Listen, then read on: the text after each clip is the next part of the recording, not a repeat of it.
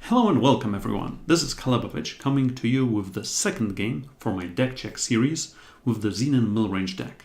This is game number 23 from my ECQ qualifier from Saturday, February the 9th, 2019. Let's get to business. So this round I'm playing against Rowboat, or a robot that is rowing a boat, and that first hand didn't have any time influence, so it was a no-no. This one is a bit more of a problem, but we do have that scouting crest, so that should lead us to another power source. And even if we play the shroom on turn 3, with first playing the shroom and then playing a power, it still should be good. Alright, so playing this, sure. Death cap number 3, no, not that great. Not that great at all. So putting it down on the bottom, hoping to get something better. Not drawing, unfortunately, non-depleted power source, so the shrooms have to wait. The opponent has started with a Fire Sigil, now Seed of Wisdom, which means they're probably playing GNF Peaks, the most represented deck on day 2 from the ECQ, strategizing something to the bottom, and we get Amethyst Waystone. So right now I'm thinking whether I play this and Lunar Magus or just play Death Cap, and whether to mill them right now or wait for the second Death Cap. And I'm opting on the first option. Also managed to mill a couple of good cards from them. Now if the opponent knows what they're doing, they're gonna kill my unit via Equivocate or something like that.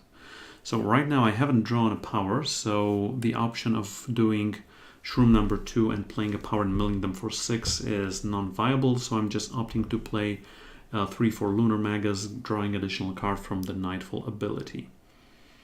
GNF Cargo means they're still looking for some power, but fortunately they're filling their void, which means we will be able to mill them that much better. Now, Equivocate on the Shroom means we're just getting, Kothon the Fire Watcher. And that's a good unit.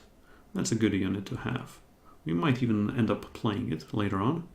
Shroom, milling for 3, playing another Shroom, and attacking with Lunar Magus. Sure. Opponent has already 10 cards in their void, and each power card we now would play mills the opponent for additional 6. We just gotta be careful of the negates in form of displays that they could be playing, are playing probably as a 4-off. Sometimes these decks are also running Caleb's Choice, a very good choice, that can counter a mono-faction spell like Solitude. They are either running it main deck or just have one copy in the market. So you gotta be careful about those decks, because they can just counter you quite efficiently. Right, so now we're hoping to get some power. In the meantime, the opponent is thinking a lot, and opts to kill one of the shrooms. Okay, I understand that. So the plan is to play Duskwalker, get some more power, up to 6 power now, and draw more cards, and well, also deal additional damage to the opponent and ramp up to 6. So if we do draw that power, we can go Mystic Ascendant, play a power, mill the opponent for 3, Ascendant grows bigger, and we redraw a card. So the opponent has the option of killing 1 or even 2 of those units, and obviously he leaves the one that does the least. Well, it gains us some life, but it's still the worst of the 3 units we had in play. So yes, plan for Duskwalker number 2, but we're sorely low on power, unfortunately. The opponent now is able to play Contraband. The question is, what are they gonna create with it? They also have already 15 now, when the Contraband resolves 16 cards in their void, so they are about 2 Solitudes away from being milled. And given that this deck is running 3 Solitudes main deck and 4 Corendon Merchants for the 4th Solitude in the market, this should be good. Equivocate ruins our hopes of ramping up, and the Xenan Guardian is such a weak card. It should stay in hand and just wait to be removed with a merchant, such as this one we just drew. Alright, now I'm thinking what to get, whether to get Solitude or to get Temple, or to get that devastating setback to take a card from the opponent's hand. So as I said, this is dead, so we're gonna get the Temple. There's that World Joiner ending the game ability. Now we have the option after the block, because we can't respond before the block, of killing the opposing unit with Annihilate, or we can just replay a unit like Colton, because I'd rather leave Annihilate up for Joe, the Hoarding Dragon. 18 cards in the void, that's good, that's well and good. 19 now, and the opponent is drawing like crazy, but that's just what Genev Peak's deck do. And do quite well. Strategize, even more card draw, sure.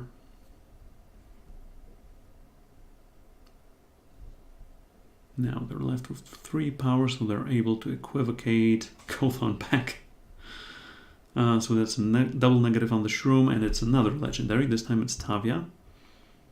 But Tavia, we don't need her currently. On the other hand, we could just play her and Vara and try to do some lethal damage to the opponent. And that's what I'm opting to do, go quite aggressive here. Now, the opponent has already 21 cards in the void.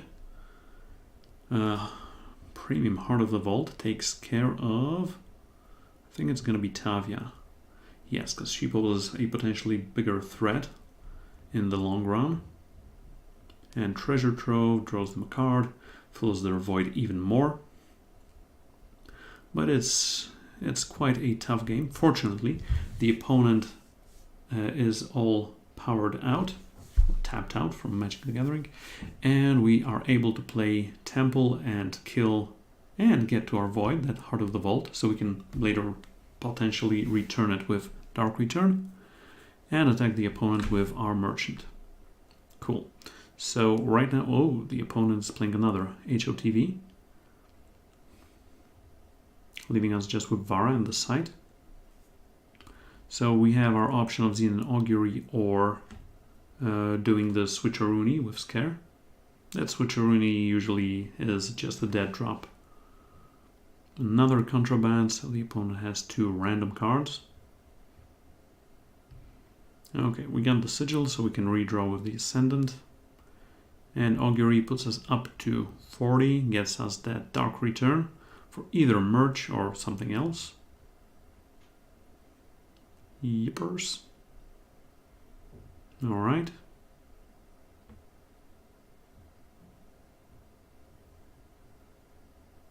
Instead, we get to play Mystic Ascendant. Don't wait for any triggers, so just getting this. And I was thinking whether to play Dark Return now or wait with it, and I'm opting to wait with it. Now the opponent plays Display not on the side but on Vara. She poses a bigger threat, but now we can Dark Return her, and she's going to be even bigger. But the opponent plays a big Channel the Tempest. That surprises me, even now, even though I had already played this game. Okay, Scare does nothing. I'm thinking between Vara, Heart, Merchant and Ascendant, and honestly Deathcap. But I think the opponent is not ready to be milled yet, so I'm just doing Dark Return for Mystic Ascendant to draw some more cards. It's up to being a 7/7, up to being a 9/9. Redraws as a card. It's a Crest, that's good, because Scout is like drawing half a card, because half the time you just put something on the bottom, usually more than half even. Enemy Void has 25 cards, the opponent surely has more than that left. So Solitude is not the end of it yet. Okay, the opponent destroys our Xenan Temple, which means World Joiner is not gonna end their life. Unfortunately, Mystic Ascendant is given back to us in the form of Nostrix, Lord of Visions. And the opponent is getting something good, possibly, from their market as well. Alright, so now I think is the best time to get Solitude from the market, as well as some additional millings and vanillings. Okay, the opponent has 28 cards and more than 30 cards left in their deck. So right now playing Current and Merchants, getting this for Solitude, that's gonna end the opponent in a moment. And getting Annihilate here to the bottom. This was the moment where my cat was sitting on my keyboard and just pressed enter. Okay, the opponent is getting their Heart of the Vault. So we're gonna be quite able to mill them with Solitude in a moment. But not yet. Not yet. Alright, so now we're getting another Mystic Ascendant and an in Cold Blood. So this means I think I'd rather kill this right here, right now. The opponent can answer, and he's gonna do Caleb's Choice, negate an enemy spell with a single faction. So it's good that I didn't annihilate then and there. And the opponent is also playing Wisdom of the Elders, which means that now that Solitude will be deadly to the opponent. Just need to find the spot where they don't have enough power up to negate it, or that we just want to be sure that they can't negate it in any way. Alright. Howling Peak as well. So they're probably gonna, they're copying one of the hearts, which means they're redrawing an additional card that costs two less.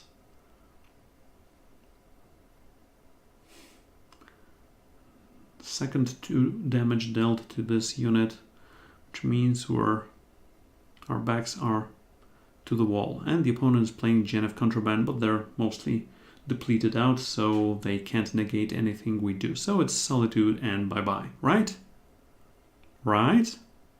Wrong. The opponent somehow got Mistveiled Drake of that Contraband, which means he got the so-called Face Aegis. So right now I'm really not able to do anything, so that Solitude would be countered. But what I'm drawing is Corendon Merchant. So the plan right now is to get something that gets rid of that Fate's Aegis. So I'm opting to just get one card out of here. It's Banish, should be Annihilate, but it's Banish. And I got that Devastating Setback. But what I don't want to do is play it right now, because what if the opponent just gets a Cobalt Waystone and gets another Face Aegis? And right now I have 9 power. I have the option to play Devastating Setback, get rid of the Face Aegis and play Solitude. And the opponent does not know about that, so they just decimate our board, attack us for 18, play Strategize, play something else probably, because they have 8 power left and 7 cards in their hand. So we are down to 28, but as long as we have at least 1 hit point, we're okay. They play Joe, but they're only at 1 power, so it's easy. Just Devastating Setback, get rid of their Face Aegis, Solitude. No. Yes. And the big Kabloomy, because the opponent is milled.